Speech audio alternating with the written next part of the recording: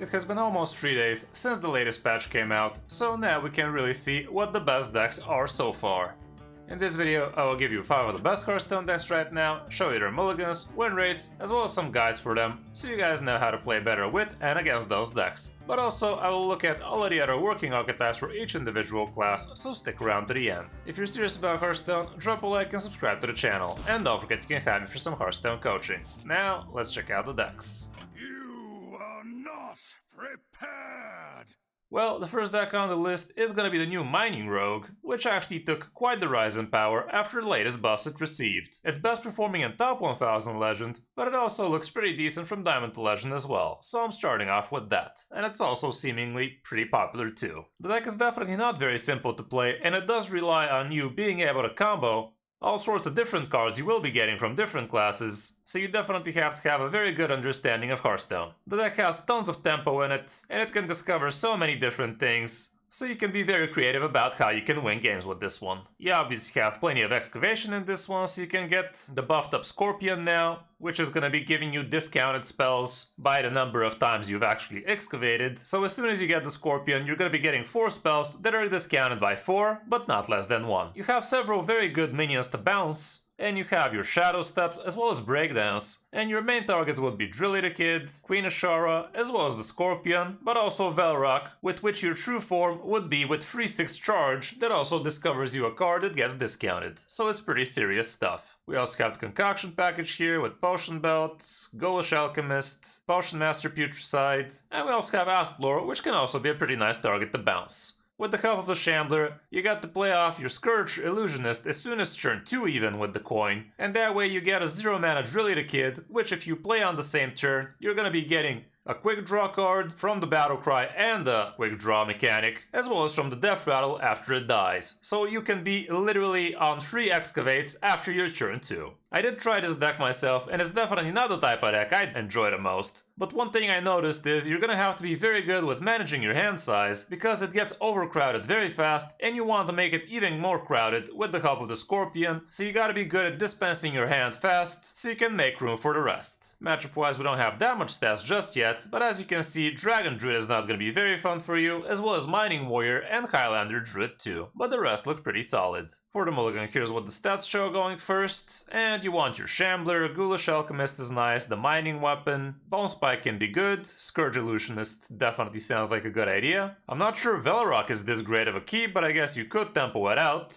I was looking at another mulligan guide yesterday, and Velrock was actually a very bad card to keep, so take this with a grain of salt. But Potion Belt definitely is nice, and Prep can also help you get Potion Belt faster, so if you have something you want to prep, you might want to hold on to that too. Cobalt Miner is not bad, and apparently Stick 'em Up is not that bad either, even though when you discover a quick draw card, you probably want to be playing this a little bit later so you can actually play it. As for 1 on the coin, the situation is not that much different, but even things like Gear Shift make some sense, and with the help of Gear Shift, you could actually throw back your Drilly the Kid into the deck so you can actually pull it out well with your Scourge Illusionist. But obviously you gotta get lucky with the hand positioning too. For other good rogue decks, actually Mech Rogue is even performing better than that, especially from Diamond to Legend. But like I said, in top 1000 Legend, Mining Rogue is the best performing deck out there, even though the sample size is still kinda low. Apparently also Big Mining Rogue is not that bad, and there are plenty of iterations of those 3 decks basically. Highlander Rogue apparently is also playable, but the win rate is just not as high. On the number 2 spot we have Dragon Druid, which I've personally tested plenty of times after a patch came out, and I can attest it's actually feeling very amazing right now, especially with all the pallies gone mostly. This variant is running a couple of amalgams, even though personally I found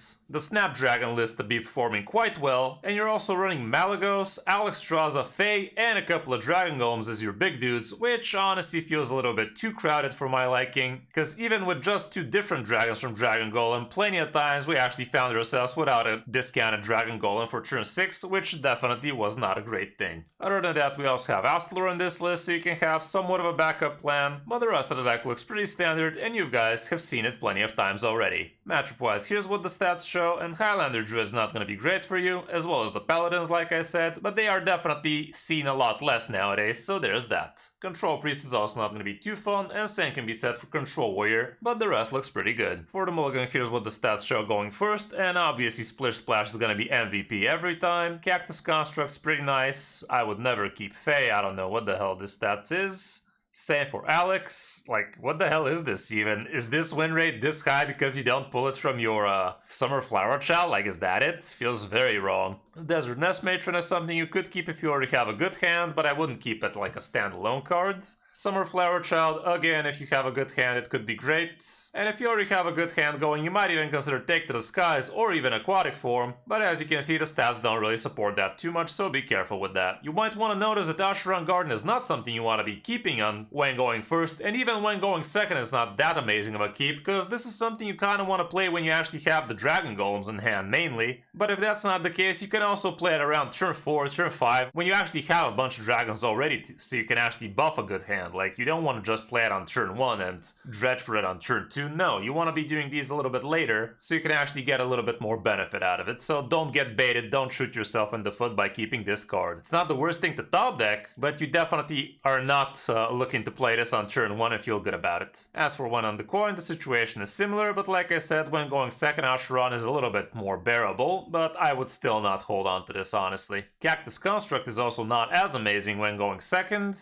but you still want the Splish Splash, the Desert, the Summer Flower Child. Take to the Skies also makes some sense, and same for Aquatic Form, especially if you want to be looking for the Splish Splash. Now in the number 3 spot we also have Trend Druid, which actually rose in popularity and in power quite a lot after the latest patch, and I'm not exactly sure why that happened, but this is one of the most popular decks out there with a very solid win rate as well to go with it. I guess the Paladins were really keeping this one at bay, and now with those not as frequent as an opponent, you can actually flourish. Get it?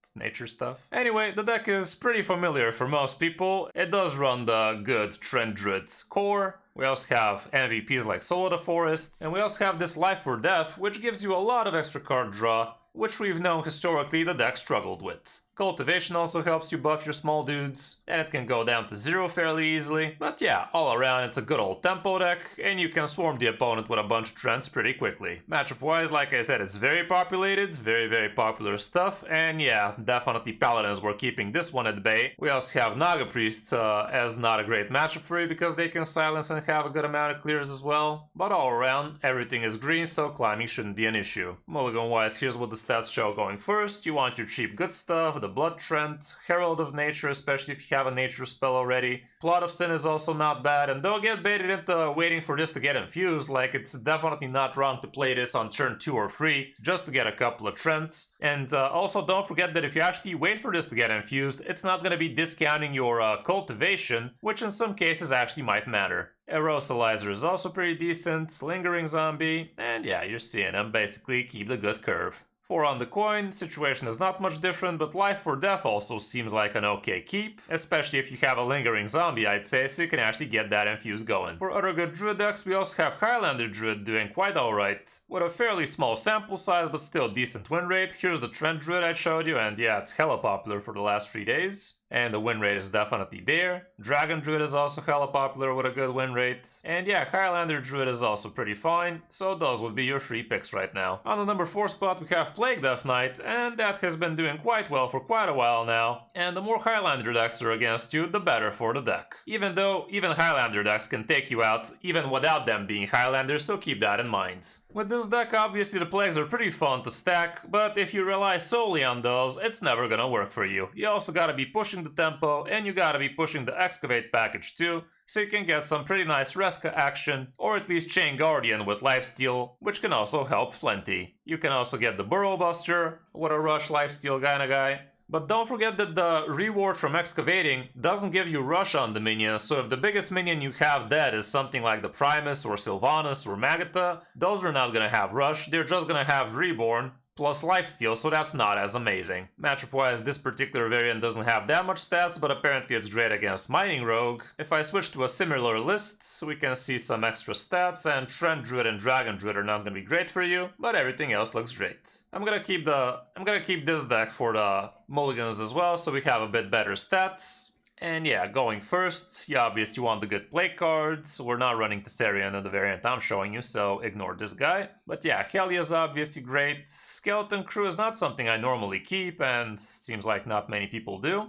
Down with the Ship obviously is great. Nerubian Vizier can be nice if you already have a curve. Same with Chill Fallen Baron, and even Kobold Miner makes some sense, even though the stats don't support it as much, but people do keep it a lot. As for on the coin, again, you want all of the good play cards. Definitely not gonna hold on to Reska, but depending on the matchup, Tome Trader might make some sense, and honestly, if you have a very solid plague hand, even a Chained Guardian might make some sense. Like, if you have the weapon and Helia alone, that's like 5 shuffled plagues as soon as turn 3. And if the opponent top decks a couple of those, you are gonna have a playable giant very soon, like even as soon as turn 4 or 5 if you get lucky with the plagues, so keep that in mind. For other good Death Knight decks, apparently Highlander Blood Death Knight's doing quite alright, even though the sample size is super small. Bunch of different iterations of Plague Death Knight out there, but as you can see, Rainbow Death Knight is still not as amazing as people want it to be. So that's about it for Death Knight. And on the last spot, we actually still have Aggro Paladin doing nice and well. Despite the couple of nerfs it received, I actually slept on the fact that Prismatic Beam doesn't go face anymore, so the nerf to this is actually not as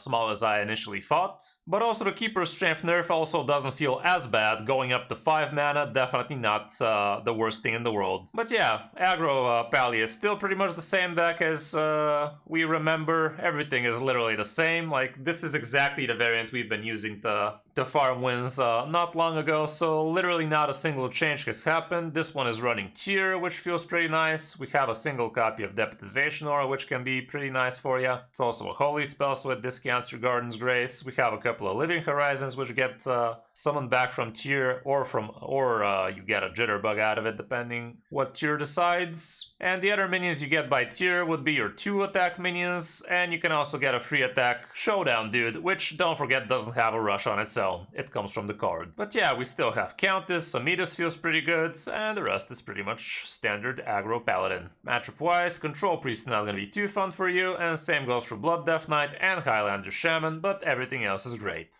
Matchup-wise, going first, here's what it shows, and Hi-Ho is great, Boogie Down as well, some of your good 1-drops, but don't overkeep too many of them. Countess, honestly, if you anticipate a slow matchup, you can definitely hold on to her if you already have a decent hand. Jitterbug, I guess, can also be acceptable. Hand of Adal, I would only keep if I already have something like a Sanguine Soldier or a Righteous Protector. I wouldn't really hold on to Prismatic Beam all too much unless I already have Showdown to go with it as well, and the matchup actually warrants it. Symphosus Chef's not bad, and the rest are kinda questionable. As for one on the coin, it's not that different. I wouldn't really hold on to Hammer all that much, but I guess if I'm against something like a Demon Hunter, I might consider that so I can actually deal with the free health Naga they can play. Living Horizon can also get played out quite fast when going second because you have a couple of extra cards, and if you already have something like a Symphosus Chef, let's say, it's gonna be even easier to plop this guy out as soon as turn 3 or 4. Countess doesn't seem as amazing of a keep when going second, even though if I have the curve into it, I would definitely consider it. For other good Pally decks, here's what the stats show, and yeah, 12,000 gains with almost 59% win rate is the deck I showed you. There's even a 61 with 700 gains, which is definitely not bad. And this one's relying on some board presence with Buffett Biggins as well. Urban Paladin is still doing quite fine. Highlander Paladin is not amazing nowadays, only 53%, but it's still playable. For the class we haven't mentioned, starting off with Demon Hunter, Aggro Demon Hunter is still the best bet for the class. Hunters are actually seeing a spike in Arcane Hunter power, even though we still don't have that much sample size. It's definitely something to look out for. Cleave Hunter is also back on the menu, it seems. Highlander Hunter is still great. And that's about it for Hunter. With Mages mining, Rainbow Mage is still nice, as well as just Rainbow Mage. We also have a Highlander variant of mining Rainbow Mage. Secret Mage apparently is still playable, and the rest is iterations of those three. For Priest, Naga Priest is actually the best performer in top 1000 Legend for the class. Undead Priest is also doing quite fine from Diamond to Legend, but nothing compared to the stats we've seen for it before in the past. Control Priest is playable. Automation Priest is barely above 50, and that's about it for the Priest class. With Shamans, Highlander Shaman is still amazing. Nature Shaman is actually also pretty nice, and people have realized they can actually play that after the Worlds. Totem Shaman has decent stats. Moving down to Warlock, Sludge Warlock is actually performing quite well. I'm not sure if they fixed the bug already, surely they have, like these stats are kinda good. Thaddeus Warlock is also playable for the class at almost 55. Mining Warlock, sadly, is definitely in the gutter after the nerf for it. And Highlander Warlock, nothing to write home about. And for Warrior, we have Control Warrior doing best, with a small sample size. Mining Control Warrior as a 40 is doing quite fine. Enraged Warrior is still decent. Rock and Roll Warrior apparently is not as amazing as I initially thought. It definitely felt nice, but maybe the meta shifted against it. So that's gonna be it for this video, guys. Hope this helps you figure out what you want to be playing in the days to come after the latest patch. If you enjoyed the video and you like what I'm doing, drop a like and subscribe to the channel. And don't forget you can hire me for some Hearthstone coaching. Thanks for watching. I'm Kris05, and I'll see you in my next video or stream.